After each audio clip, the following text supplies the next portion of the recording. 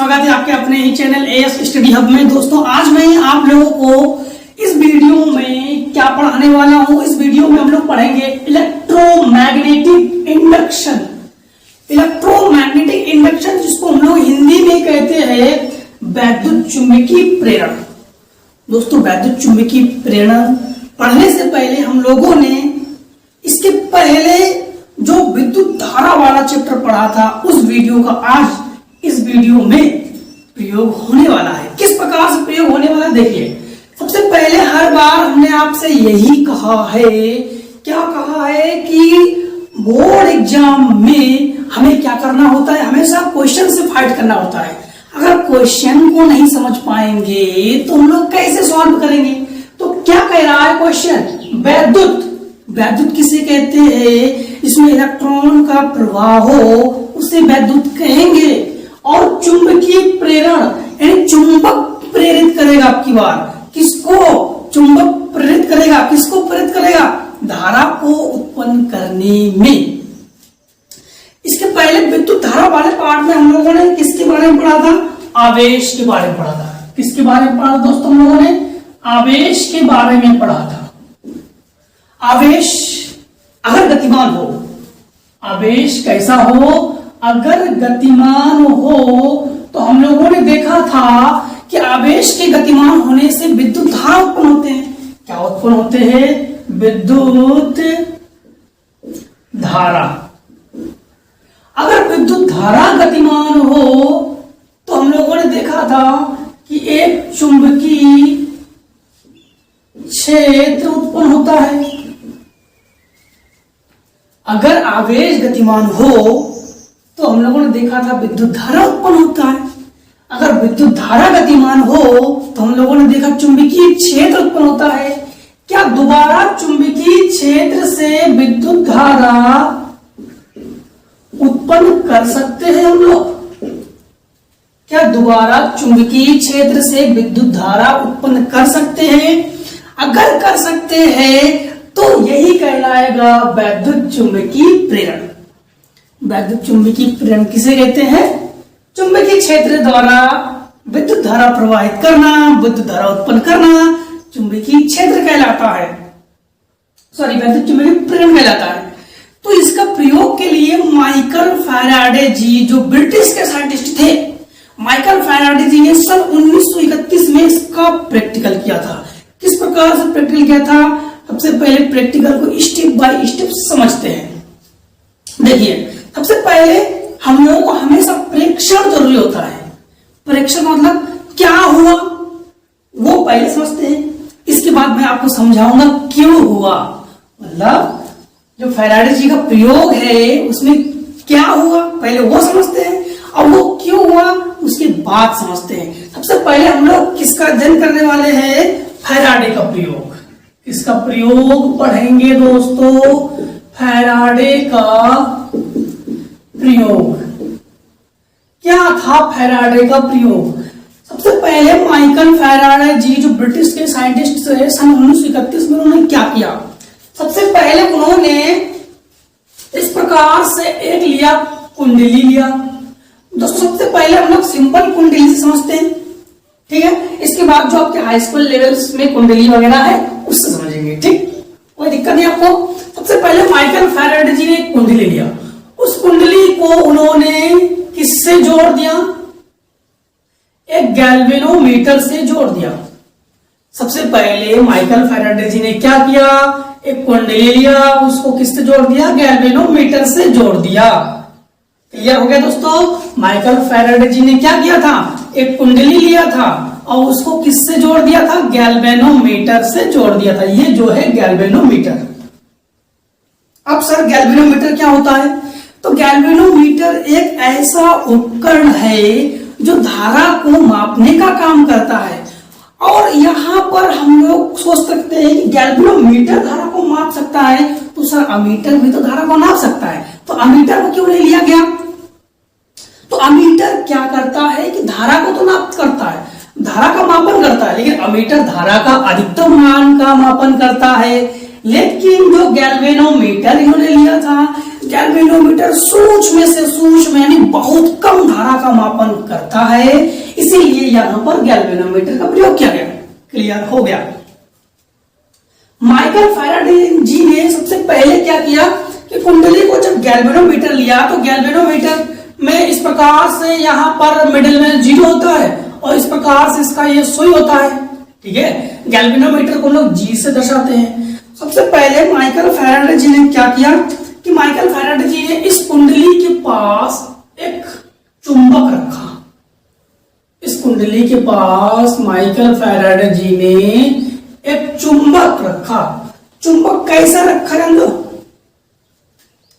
सबसे पहले क्या किया, माइकल फैराडे जी ने चुंबक रख दिया, स्थिर रख दिया, उसको रोक दिया वहां पर। तो स्थिर रखने के बाद इसे रोक दिया तो देखा कि इसमें कोई भी धारा प्रवाहित नहीं हो रही है, कुंडली में कोई भी धारा प्रवाहित नहीं हो रही है। अतः हम लोग कह सकते हैं कि यहां पर धारा का जो मान है वो 0 है। माइकल जी ने पहले क्या किया, कुंडली के पास चुंबक को स्थिर रख दिया। दूसरे कंडीशन में माइकल जी ने क्या किया, अब की बार माइकल जी ने फैराडे जी ने क्या किया, माइकल फैराडे जी ने इस चुंबक को इसके पास इस प्रकार से गतिमान किया, इस प्रकार से गतिमान कर दिया। गतिमान मतलब इधर की ओर उन्होंने पुश किया, यानी हाथों से कुंडली के पास ले आए।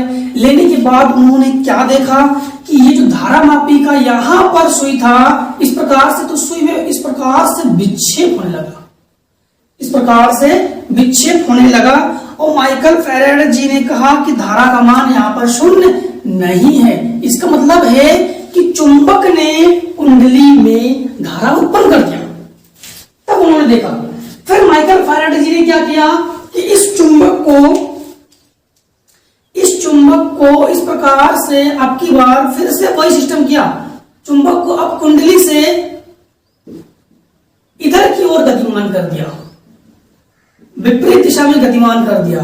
तो फिर भी इन्होंने क्या देखा कि इस गैल्वेनोमीटर की सुई में विक्षेप इधर की ओर होती है। फिर भी इन्होंने देखा कि अरे विपरीत दिशा में ले जाने के बाद बीच में कुंडली विद्युत धारा आई नहीं, तुम्हारा जो गैल्वेनोमीटर है इसमें विक्षेप उत्पन्न हो रहा है। इसका मतलब अगर चुंबक गतिमान होता है, चुंबक अगर गतिमान हो, चाहे सापेक्ष गति चाहे विपरीत गति, यानी चाहे कुंडली के पास ले आए और चाहे कुंडली से दूर ले जाते हैं, हमेशा धारावाही में विक्षेप उत्पन्न होता है। और इन्होंने देखा कि धारावाही में विक्षेप उत्पन्न हो रहा है, अर्थात हम लोग कहेंगे कि इस कंडीशन में भी क्या होता है कि आई जो है वो 0 नहीं होता है, इसमें भी धारा उत्पन्न हो जाती है। ये माइकल फैराडे जी का प्रयोग था।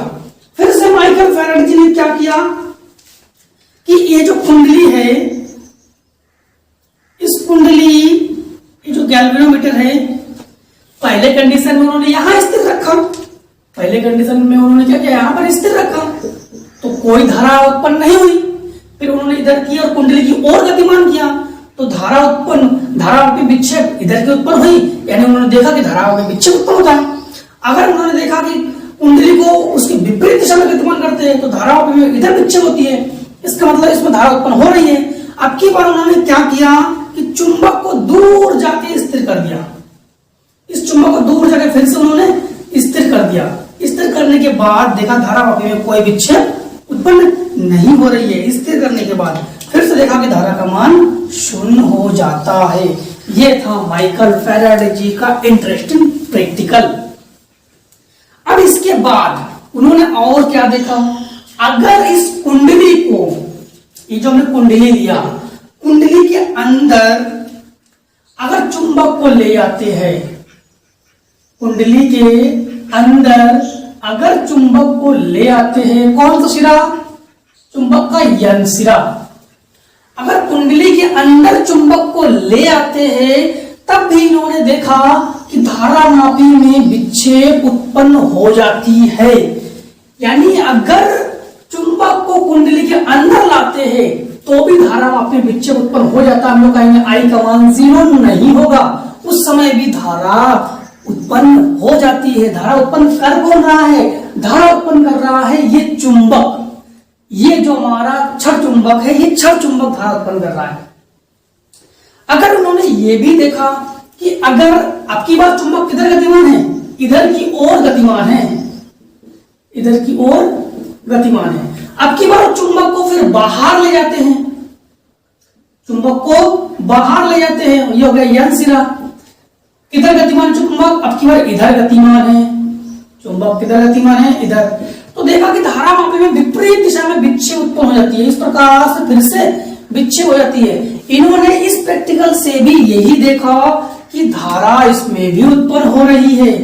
इसका मतलब है कि अगर चुंबक कुंडली के पास गतिमान हो या कुंडली से दूर गतिमान हो, कुल मिलाकर चुंबक गतिमान होना चाहिए, तो धारामापी में विक्षेप उत्पन्न होती है, यानी धारा उत्पन्न हो जाती है।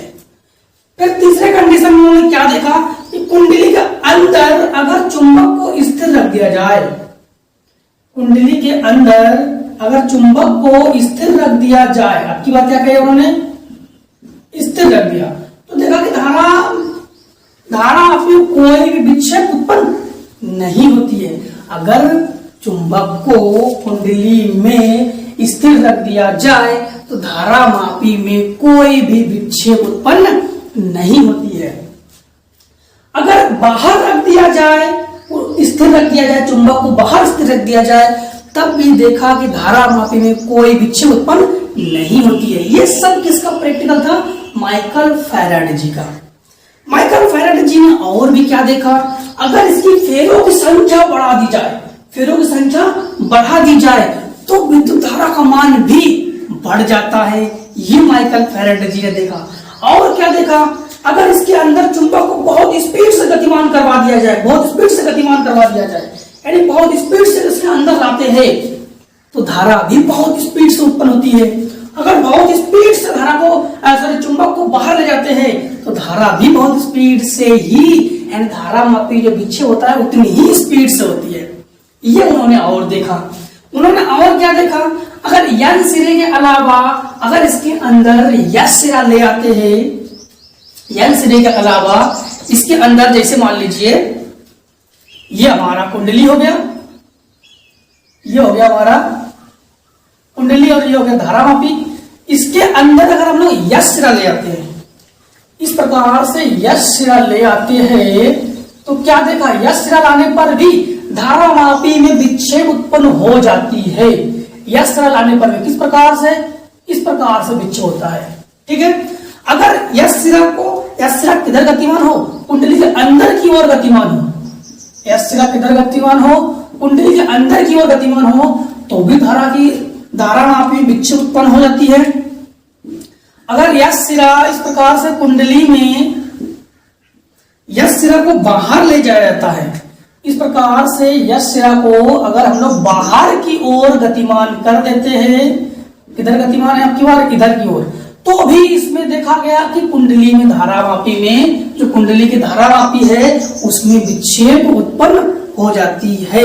ये सब प्रैक्टिकल था माइकल फैराडे जी का। अब आता है ये सब क्यों हुआ, क्या हुआ, देख लिया हम लोगों ने। क्यों हुआ ये देखते हैं। क्यों हुआ, इसके पहले हमने विद्युत धारा वाले पार्ट में आपको विद्युत विभवांतर के बारे में पढ़ाया था। विद्युत विभवांतर वाले पार्ट में हम लोगों ने आपको एक चीज, क्या टॉपिक याद करने को दिया था, या लर्निंग में नहीं, मतलब आपको समझाया गया था। क्या समझाया गया था? लेवल।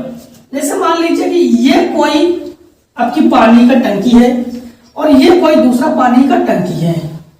ये टंकी नंबर 1, ये टंकी नंबर 2। अगर इसमें पानी भरी हुई है, इसमें पानी भरी हुई है, तो इतिहास गवाह है कि अगर लेवल का अंतर हो तो ऊपर लेवल से पानी नीचे की ओर प्रवाहित होगी। क्यों? क्योंकि इसमें अंतर है, इसका अंतर है, लेवल का अंतर है। अगर इसी प्रकार ये हो गया टंकी नंबर 2 ये वाला, और ये हो गया टंकी नंबर 1, दोनों में पानी है, तो इसमें में पानी मान लो कुछ मात्रा में है या कम मात्रा हो, तो भी पानी जो है इस वाले भाग से इस वाले टंकी में प्रवाहित होगी। क्यों? क्योंकि लेवल का अंतर है। क्योंकि किसका अंतर है? लेवल का। अगर दोनों में टंकी बराबर हो, दोनों टंकी इस प्रकार से बराबर हो, बराबर स्तर पर हो, तो हम लोग देखते हैं कि इसमें पानी प्रवाहित नहीं होती है, क्योंकि इसमें लेवल का अंतर नहीं है। लेवल का अंतर होने पर पानी प्रवाहित होती है, जो कि हम लोगों ने विद्युत धारा वाले लेसन में पढ़ चुके थे। क्लियर? इसी प्रकार इसमें भी अंतर है। सर किसका अंतर है? इसमें विभव का अंतर है, इसमें विभव का अंतर है, यानी कह सकते हैं इसमें विद्युत भाग बल, यानी इसमें बल भी तो लग रहा है ना। देखिए, जब चुंबक अंदर की ओर हो जा रहा है तो भी गतिमान, अगर बाहर की ओर आ रहा है तो भी गतिमान। इसका मतलब है जो हमारा गैल्वेनोमीटर है इस पर एक बल लग रहा है। कौन सा बल लग रहा है? विद्युत वाहक बल। इसमें किसका अंतर है? तो हम लोग कहेंगे विभव का अंतर है। ठीक है, अब कैसे विभव का अंतर है, क्या क्या हुआ, क्यों हो रहा है, धारा क्यों उत्पन्न हो रही है, इसको समझते हैं। सबसे पहले, इसके पहले कि हम लोगों ने चुंबकीय क्षेत्र रेखाओं के बारे में पढ़ा था। इस प्रकार से कोई क्षण चुंबक होता है, उसमें बहुत सारी चुंबकीय क्षेत्र रेखाएं निकल सकती है, बहुत सारी चुंबकीय क्षेत्र रेखाएं निकल सकती है, और इसमें यश वाले एंड से निकलती है और यश वाले में प्रवेश करती है। ये तो आप लोगों ने देखा था। इसी प्रकार इस वाले भाग से भी बहुत सारे चुंबकीय क्षेत्र रेखाएं निकल रही है। ठीक है, अब देखा जाए तो मात्र इस प्रकार से दो ही चुंबकीय क्षेत्र रेखा इस कुंडली में से गुजर रही है, क्योंकि ये स्थिर है। तो कितनी क्षेत्र रेखा गुजर रही है? दो। हर कंडीशन, क्योंकि ये रुका हुआ है, तो हर कंडीशन में इससे दो। पहले घंटे में भी 2 क्षेत्र रेखाएं, दूसरे घंटे में भी 2 क्षेत्र रेखाएं, तीसरे घंटे में 3 क्षेत्र रेखाएं। हर कंडीशन में देखा जाएगा कि इसमें 2 क्षेत्र रेखाएं ही गुजरेगी। इसके बाद जैसे ही कुंडली के पास चुंबक को गतिमान करवाते हैं, तो हम जानते हैं पहले कंडीशन में अगर 2 चुंबकीय क्षेत्र रेखा गुजर रही है, तो आप लोग जान चुके हो, हमने पढ़ा दिया है, जैसे जैसे चुंबक को कुंडली के पास लाते हैं, चुंबकीय क्षेत्र रेखाओं की संख्या बढ़ती है। अब देखा कि हमने कि ये हो गया चुंबकीय क्षेत्र रेखा है। अब देखा कि 4 चुंबकीय क्षेत्र रेखा गुजर रही है, इसमें से 4 चुंबकीय क्षेत्र रेखाएं गुजर रही है। फिर और आगे लाते जाएंगे तो 5 चुंबकीय क्षेत्र रेखाएं गुजरेगी, और आते जाएंगे तो 6 चुंबकीय क्षेत्र रेखाएं गुजरेगी, और भी पास लाएंगे तो 7 चुंबकीय क्षेत्र रेखाएं गुजरेगी। यानी अगर क्षेत्र रेखाओं में परिवर्तन होता है तो उसमें विद्युत धारा उत्पन्न होती है, क्योंकि इसमें क्षेत्र रेखाओं में परिवर्तन हो रहा है। देखिए, क्षेत्र रेखाओं की संख्या धीरे धीरे बढ़ रही है, यानी क्षेत्र रेखाओं में परिवर्तन हो रहा है कि नहीं। अगर क्षेत्र रेखाओं में परिवर्तन हो रहा है तो उसमें विद्युत धारा उत्पन्न होगी। इसके बाद इसी कंडीशन में सबसे पहले चुंबक को आपकी बार दूर ले जा रहे हैं, तो कितनी क्षेत्र रेखा गुजर रही थी? 4 क्षेत्र रेखा गुजर रही थी इसमें से। तो पहले 4 रेखा गुजरेगी, फिर और दूर ले जाएंगे 3 रेखा गुजरेगी, और दूर ले जाएंगे 2 रेखा गुजरेगी, और दूर ले जाएंगे 1 रेखा गुजरेगी, और दूर ले जाएंगे -1 रेखा। ऐसे मतलब क्षेत्र रेखाओं की संख्या अब की बार घट रही है, क्योंकि कुंडली से चुंबक को दूर ले जाने पर चुंबकीय क्षेत्र रेखाएं घटती है। तो घट रही हो बढ़ रही हो, कुल मिलाकर चुंबकीय क्षेत्र रेखाओं की संख्या में परिवर्तन हो रहा है कि नहीं? तो हो रहा है। अगर चुंबकीय क्षेत्र रेखाओं में परिवर्तन हो रहा है तो इसका मतलब उसमें धारा उत्पन्न होगी। फिर से स्थिर रख दिया, स्थिर रखने के बाद हमने देखा कि जब इसको दूर ले जाने में स्थिर रख दिया, तो जब इसमें से 1 रेखा गुजरी, तो स्थिर रखने के बाद 1 ही रेखा गुजरेगी, हर कंडीशन में 1 ही रेखा गुजरेगी। इसका मतलब है इसमें विद्युत धारा प्रवाहित नहीं होगी, क्योंकि क्षेत्र रेखाओं में परिवर्तन नहीं हो रहा है। क्लियर हो गया दोस्तों? तो इस प्रकार से इस वीडियो के द्वारा हम लोग समझ सकते हैं वैद्युत चुंबकीय प्रेरण में फैराडे का प्रयोग क्या क्या था। क्लियर हो गया? अब दोस्तों हम लोग आपका इस क्वेश्चन का जो आंसर है उसको प्रोवाइड करवा देते हैं। तो आंसर प्रोवाइड करने से पहले आपको अगर वीडियो अच्छा लगा है तो लाइक कर देना और अपने दोस्तों में शेयर कर देना। अगर आप लोग चैनल पर नए हो तो सब्सक्राइब करके बेल आइकन को हिट कर देना। बेल आइकन को हिट करने के बाद ये होगा कि जो भी वीडियो मैं अपलोड करूंगा आप तो सबसे पहले ही पहुंचाऊंगा। सबसे पहले आप लोग इसका स्क्रीनशॉट लीजिए, क्योंकि इसको मैं रेस करने वाला हूं। और ये जो फिगर्स है ये आपके लिए बहुत ही मस्ट है। ये फिगर और ये फिगर और ये फिगर, ये तो बहुत ही मस्ट है, और ये भी मस्ट है क्योंकि हाई स्कूल के बुक्स में जो है ये फिगर तो दिए नहीं गए हैं, लेकिन ये दोनों फिगर कंपलसरी है, ये दोनों फिगर आपके दिए गए हैं। तो शायद हो सकता है कि ये भी दिया गया हो, तो ये तो दोनों बनाने पड़ेंगे। इसके पहले स्क्रीनशॉट लीजिए और फिर आपको हम इसका जो क्वेश्चन का आंसर है उसको प्रोवाइड करवा देते हैं, तो नोट कर लीजिए। अब आपके क्वेश्चन का आंसर लिख दिया गया है। क्वेश्चन का आंसर क्या लिख दिया गया है? सबसे पहले वैद्युत चुंबकीय प्रेरण के बारे में लिख दिया गया है कि जब किसी कुंडली को प्रबल चुंबकीय क्षेत्र में रखकर तेजी से घुमाते हैं तो कुंडली के अंदर एक प्रेरित धारा होती है, धारा प्रेरित होती है। इस परिघटना को वैद्युत चुंबकीय प्रेरण कहते हैं। वैद्युत चुंबकीय प्रेरण किसे कहते हैं? किसी भी कुंडली को अगर प्रबल चुंबकीय क्षेत्र में रखकर तेजी से घुमाते हैं कुंडली को, तो उसके अंदर एक प्रेरित धारा प्रेरित होती है। इस परिघटना को वैद्युत चुंबकीय प्रेरण कहते हैं। इसके बाद फैराडे के प्रयोग को मैंने पॉइंट टू पॉइंट लिख दिया है। फैराडे ने तारों की एक वृत्ताकार कुंडली बनाकर उसे परिपथ में एक गैल्वेनोमीटर लगाया तथा छड़ चुंबक को उसके समीप लाकर निम्नलिखित प्रयोग किया। ये लिया, क्या लिया? आपका कुंडली ले लिया, छड़ चुंबक लिया और गैल्वेनोमीटर लिया और उसके निम्नलिखित प्रयोग किए, जो कि हमने आपको बता दिया। क्या बताया? सबसे पहले जब छड़ चुंबक को कुंडली के अंदर स्थिर रखा जाता है तो गैल्वेनोमीटर में कोई विक्षेप नहीं हुआ अथवा कोई धारा उत्पन्न नहीं हुई। अगर इसको स्थिर रखेंगे चुंबक को तो कोई धारा उत्पन्न नहीं होती है, और मैंने आपको समझा दिया, केवल पॉइंट टू पॉइंट आपको बता दे रहे हैं। जब छड़ चुंबक के उत्तरी ध्रुव यन को कुंडली के अंदर तेजी से लाया जाता है तो धारा विक्षेप एक दिशा में होता है, अतः विद्युत धारा प्रवाहित होती है। दूसरा लिख दिया, जब यन ध्रुव को कुंडली से बाहर ले जाया जाता है तो धारा विक्षेप पहले से विपरीत दिशा में होता है, अतः विद्युत धारा प्रवाहित होती है। इसी प्रकार जब चुंबक के दक्षिण ध्रुव यश को कुंडली के अंदर तेजी से लाते हैं अथवा दूर ले जाते हैं तो धारा में विक्षेप होता है, अतः धारा प्रवाहित होती है। छड़ चुंबक को तेजी से चलाया जाता है तो गैल्वेनोमीटर में विक्षेप उतने ही अधिक होता है, अतः विद्युत धारा का मान प्रबल होती है। यदि कुंडली में फेरों की संख्या बढ़ा दी जाए तो गैल्वेनोमीटर में विक्षेप बढ़ जाता है, अर्थात धारा की प्रबलता भी बढ़ जाती है। दोस्तों, इससे पहले आप एक चीज आपको और बता दें कि अक्सर जब मैं ऑफलाइन पढ़ाता हूँ, ऑफलाइन में अक्सर बच्चे मुझसे एक क्वेश्चन और पूछते हैं। जब मैंने ये टॉपिक उस बच्चों को क्लियर करवाया तो बच्चे हमसे हर बार हर साल मुझसे एक क्वेश्चन पूछते हैं कि सर आपने हर कंडीशन में बताया कि चुंबक गतिमान है, चुंबक गतिमान है, चुंबक गतिमान है, चुंबक स्थिर है, चुंबक स्थिर है। सर अगर कुंडली को गतिमान कर दे तो भाई कुंडली को गतिमान कर दो। ये है कुंडली, ये है चुंबक, चुंबक स्थिर, कुंडली को गतिमान कर दो तो भी धारा उत्पन्न होगी।